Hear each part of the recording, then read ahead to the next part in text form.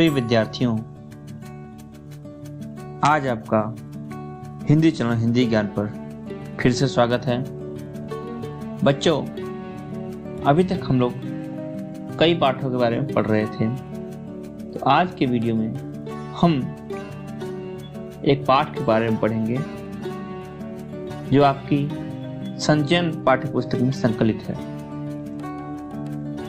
जिसकी लेखिका है महादेवी वर्मा। पाठ का नाम है गिल्लू। तो सबसे पहले लेखिका परिचय। श्रीमती महादेवी वर्मा आधुनिक युग की प्रसिद्ध कवयित्री एवं गद्य लेखिका मानी जाती हैं। उन्हें आधुनिक युग की मीरा कहा जाता है। महादेवी वर्मा का जन्म सन 1907 ईस्वी में उत्तर प्रदेश के फर्रुखाबाद जिले में हुआ। उन्होंने सन 1932 में इलाहाबाद विश्वविद्यालय से संस्कृत में एमए की परीक्षा उत्तीर्ण की और प्रयाग महिला विद्यापीठ की प्राचार्य से कुलपति बन गई। महादेवी वर्मा को भारत सरकार ने पद्म भूषण और भारतीय ज्ञानपीठ पुरस्कार प्रदान किया। सन 1987 ईस्वी में उनका निधन हो गया। श्रृंखला की कड़ियां, स्मृति की रेखाएं, छड़दा, मेरा परिवार, अतीत के चलचित्र आज उनकी प्रमुख गद्य रचनाएं हैं। वहीं निहार, नीरजा, रश्मि, यामा, दीपशिखा आदि उनकी प्रमुख काव्य रचनाएं हैं। आइए जानते हैं पाठ परिचय। बच्चों, महादेवी वर्मा अपने साथ कई पशु पक्षियों को रखती थी। उन्हें पशु पक्षियों से बहुत प्रेम था। उनके साथ कुत्ता, बिल्ली, मोर, हिरन का बच्चा, गिलहरी, गाय, कई जानवर रहते थे। तो बच्चों, आज के पाठ में महादेवी वर्मा ने एक गिलहरी पाल रखी थी। उसके बारे में हम आज इसके पाठ में पढ़ेंगे। उस गिलहरी का नाम था गिल्लू, जैसा कि आपका पाठ है जिसका नाम है गिल्लू। तो देखेंगे बच्चों पाठ के बारे में। गिल्लू पाठ। सोन जूही में आज एक पीली कली लगी है। इसे देखकर अनायास ही उस छोटे जीव का स्मरण हो आया जो इस लता की सघन हरितिमा में छिपकर बैठता था और फिर मेरे निकट पहुंचते ही कंधे पर कूदकर मुझे चौंका देता था। तब मुझे कली की खोज रहती थी, पर आज उस लोक प्राण की खोज है। आज महादेवी वर्मा, सोन जूही एक फूल होता है जो पीला रंग का जूही फूल होता है, उसी को सोन जूही है कहा गया। यहाँ पर सोन जूही में आज पीली कली लगी है। कली मतलब बड।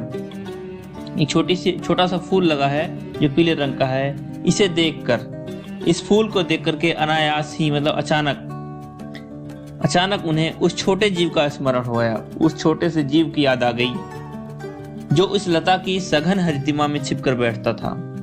जो वह छोटा सा जीव था, वह इसकी लता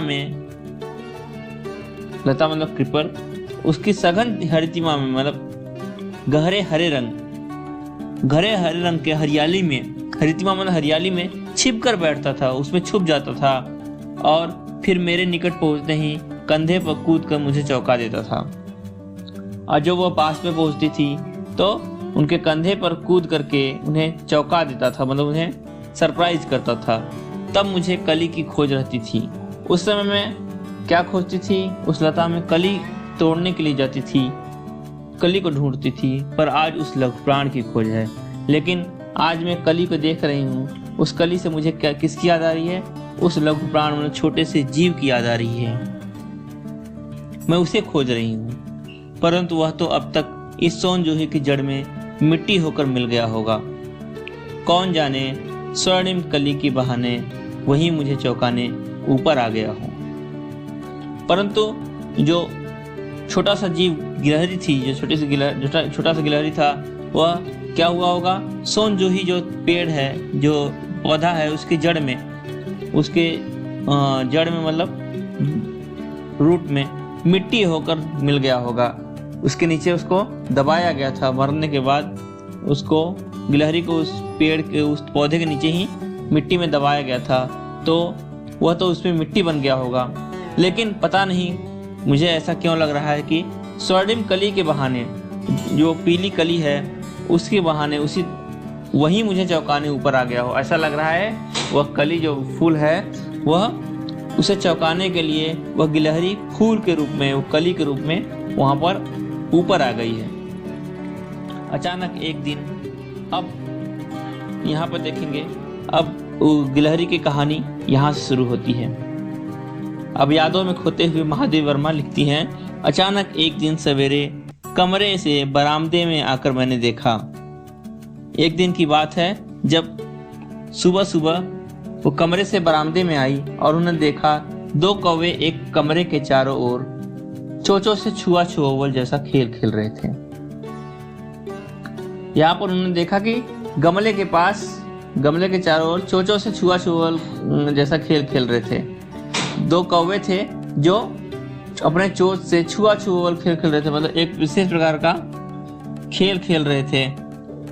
छुआ छुआ मतलब आगे पीछे होकर के, दूर भाग करके एक दूसरे को पकड़ना, एक दूसरे को छूना जैसा खेल खेल रहे थे। वह काक भुसुंडी भी विचित्र पक्षी है। यह काक भुसुंडी भी विचित्र पक्षी है। काक भुसुंडी मतलब वह कौवा पक्षी जो है वो बहुत ही विचित्र प्राणी है। विचित्र प्राणी क्यों है? एक साथ समादरित, अनादरित, अति सम्मानित, अति अवमानित। ठीक है, उसमें कहा गया कि एक साथ समादरित, उसे बहुत सम्मान भी दिया जाता है। अनादरित मतलब उसका बहुत ही अनादर भी होता है, उसको बहुत घृणा भी लोग करते हैं। अति सम्मानित, उसे बहुत सम्मान भी मिलता है। अति अवमानित मतलब उसको बहुत अपमान भी होता है। हमारे बेचारे पुरखे न गरुड़ के रूप में आ सकते हैं, न मयूर के, न हंस के। जो हमारे पूर्वज होते हैं, ऐसा कहा जाता है कि वो कौवे के रूप में आते हैं, तो वह गरुड़ के रूप में भी नहीं आते हैं, न मयूर मतलब मोर के रूप में भी नहीं आते हैं, और न हंस के रूप में आ सकते हैं। उन्हें पितृपक्ष में हमसे कुछ पाने के लिए काक बनकर ही अवतीर्ण होना पड़ता है। पितृपक्ष में अगर उन्हें कुछ पाना है तो उन्हें क्या बनकर आना पड़ेगा? कौवा बनकर ही आना। अवतीर्ण होना मतलब अवतरित होना पड़ेगा, उनको आना ही पड़ता है रूप बदल करके। इतना ही नहीं, हमारे दूरस्थ प्रियजनों को भी अपने आने का मधुर संदेश इनके कर्कश स्वर में ही देना पड़ता है। ठीक है, ऐसा होता है बच्चों कि अगर कोई आपके घर के सामने कौवा बोले, अपने घर के ऊपर कौवा बैठा बोले, तो ऐसा का माना जाता है कि दूर रहने वाले आपके प्रियजन, आपके मित्र होते हैं, आपके रिश्तेदार होते हैं, रिलेटिव्स होते हैं, उनके आने का, वो आने वाले हैं, ऐसा मधुर संदेश, ऐसी यह आपको कुशल समाचार, ये शुभ समाचार उनके कर्कश स्वर में ही मिलेगा। कर्कश मतलब कटु, कानों को नभाने वाला, ऐसा स्वर में ही वह संदेश देगा कौवा। कौवा अपने कर्कश स्वर में मतलब न पसंद होने वाला, ऐसे कटु शब्दों में ही मिलता है, कटु आवाज में ही मिलता है। दूसरी ओर हम कौवा और काव काव करने को अवमानना के अर्थ में भी प्रयुक्त करते हैं। यहाँ तक तो उसका महत्व हुआ।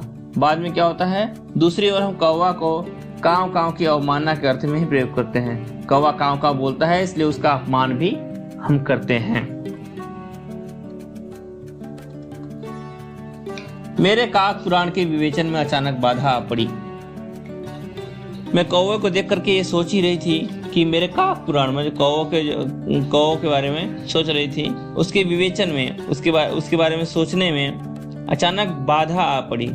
अचानक क्या हुआ, एक बाधा आना मतलब डिस्टरबेंस हुआ, क्योंकि गमले और दीवार की संधि में छिपे एक छोटे से जीव पर मेरी दृष्टि रुक गई। उन्होंने देखा कि गमला है, ठीक है, फ्लावर पॉट, और दीवार जो वॉल है उसके संधि में, मतलब उसके जहां पर ज्वाइंट है, वहां पर एक छिपा छोटा सा जीव है जिस पर मेरी दृष्टि रुक गई। उन्होंने उसको देख लिया, छोटे से जीव को देख लिया।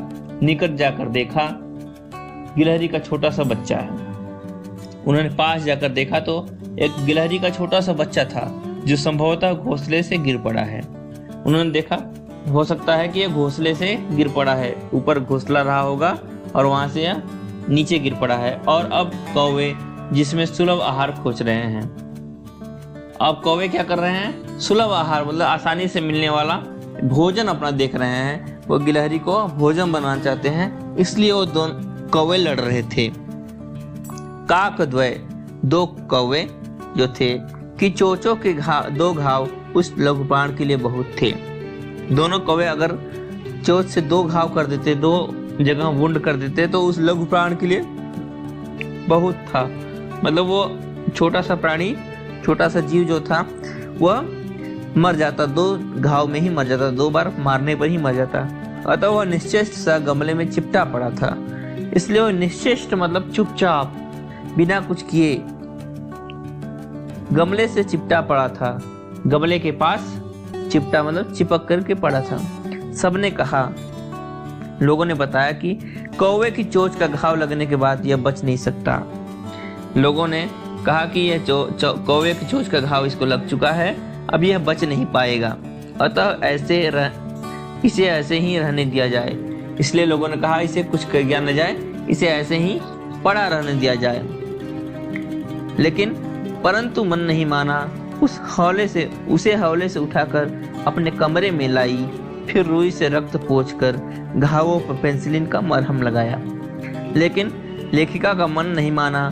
उन्होंने हौले से मतलब धीरे से उठा करके उसे कमरे में लेकर आई, कमरे में लाई, फिर रुई मतलब कॉटन से रक्त पोंछकर, रक्त मतलब जो उसका ब्लड था उसको पोंछा और घावों पर पेंसिलिन का मरहम लगाया। और उसके जो घाव थे, उसके चोट थे, उस पर क्या किया, पेंसिलिन का मरहम लगाया, पेंसिलिन लगाया। रुई की पतली बत्ती दूध से भिगोकर जैसे जैसे उसके नन्हे से मुंह में लगाई, पर मुंह खुल न सका और दूध की बूंदें दोनों ओर ढुलक गई। उन्होंने रुई की पतली बत्ती बनाई, में क्या किया, रुई कॉटन में उन्होंने दूध मिलाया, दूध को भिगोया, दूध से भिगोया कॉटन को और उसके नन्हे से मुंह में डाला। ठीक है, लेकिन उसका मुंह नहीं खुला और दूध की बूंदें दोनों ओर ढुलक गईं। और जो दूध की बूंदें थी, ठीक है, तो दूध की बूंदें दोनों ओर ढुलक गई मतलब दोनों तरफ गिर गई दूध की बूंदें। मतलब उसका मुंह लेकिन नहीं खुला, वो उसको दूध पिलाना चाहती थी कॉटन में भिगो करके। कई घंटे के उपचार के उपरांत उसके मुंह में एक बूंद पानी टपकाया जा सका। बहुत समय तक उसको ट्रीटमेंट देने के बाद क्या हुआ, कई घंटे उसका ट्रीटमेंट हुआ तो उसके मुंह में एक बूंद पानी टपकाया जा सका, उसके मुंह में एक बूंद पानी डाला गया। तीसरे दिन वह इतना अच्छा और आश्वस्त हो गया कि मेरी उंगली अपने दो नन्हे पंजों में पकड़कर नीले कांच के मोतियों जैसी आंखों से इधर उधर देखने लगा। तीसरे दिन क्या हुआ कि वह इतना अच्छा हो गया, इतना स्वस्थ हो गया और आश्वस्त हो गया, मतलब निश्चिंत हो गया, अश्योर्ड हो गया कि मेरी उंगली, लेखिका की उंगली को उसने अपने नन्हे नन्हे पंजों से, अपने छोटे छोटे पंजों से पकड़ लिया। ठीक है, और नीले कांच कांच की मोतियों जैसी, जैसे कांच होता है ना, कांच की मोती पर्स की तरह उसकी आंखें थी। उस आंखों से इधर उधर देख रहा था उनको पकड़ करके। 3-4 मास में उसके स्निग्ध रोएं, झब्बेदार पूंछ और चंचल चमकीली आंखें सबको विस्मित करने लगी। 3-4 महीने के बाद क्या हुआ, उसके स्निग्ध रोए, स्निग्ध मतलब चिकने, स्मूथ, रोए मतलब जो उसके बाल थे, झब्बेदार पूंछ मतलब गुच्छे की तरह, जो झब्बेदार मतलब बहुत ज्यादा बालों वाले उसके टेल, पूंछ और चंचल चमकीली आंखें, और उसके जो बहुत ही चंचल मतलब एक्टिव, बहुत ही सुंदर चमकीली शाइनिंग ब्राइटनिंग आईज सबको विस्मित करने लगी, सबको आश्चर्यचकित करने लगी। सब उसको आश्चर्य से देखते रहते थे। तो बच्चों, आज की कक्षा में इतना ही। आगे क्या हुआ, गिल्लू क्या करता था, कैसे रहता था, देखेंगे अगली कक्षा में। मिलेंगे अगली कक्षा में बच्चों। आपका कोई भी क्वेरी हो कमेंट बॉक्स में लिखकर बताएं, और आपको वीडियो अच्छा लग रहा होगा, हम आशा करते हैं। कोई भी आपको समस्या हो कमेंट बॉक्स में लिखें, और आप पढ़ते रहें, स्वस्थ रहें, मस्त रहें। बहुत बहुत धन्यवाद।